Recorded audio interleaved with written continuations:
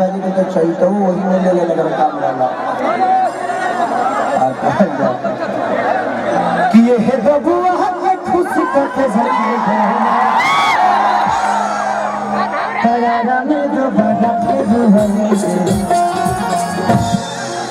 लेकिन सही देखी पहले के भजन में आजकल के भजन में बड़ा अंतर हो गया भैया।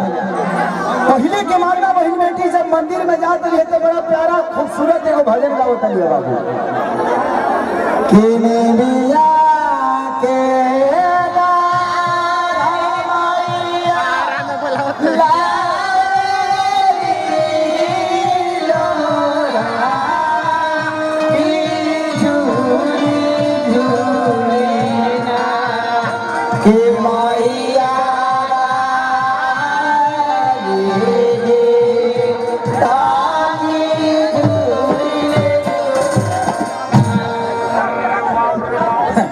लेकिन आजकल के लड़के जींस पैंट पहन ले तरी टी शर्ट पहन ले तरी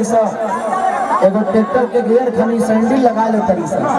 हरी सजा ले तरी आजादी खातिर से हेलो दुर्गा माँ ये तुम हो भाई हम यहाँ पूजा हो रही है अगावत पे आया भिट्टू बरेला भी सुन के लागत है कोरोना में मिलल रही थे लेकिन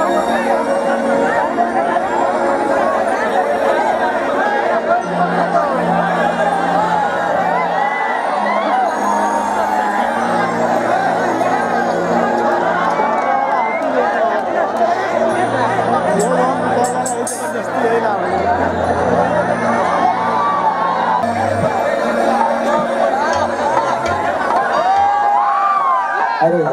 एक्चुअली हमार तबीयत आज बहुत 6 महीना से खराब चलता तू लोग जानते हैं कौना कारण से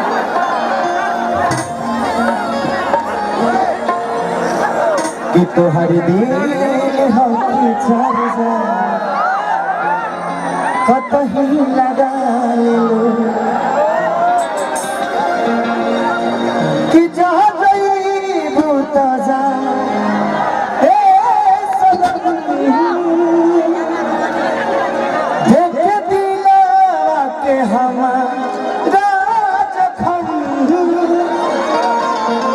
जनी सोचा हमरा बारे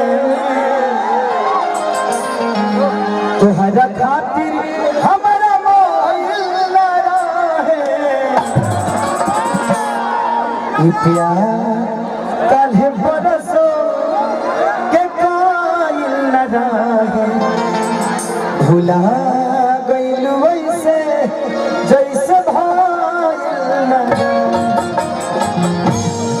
कौन गाना गा दी बताओ लोग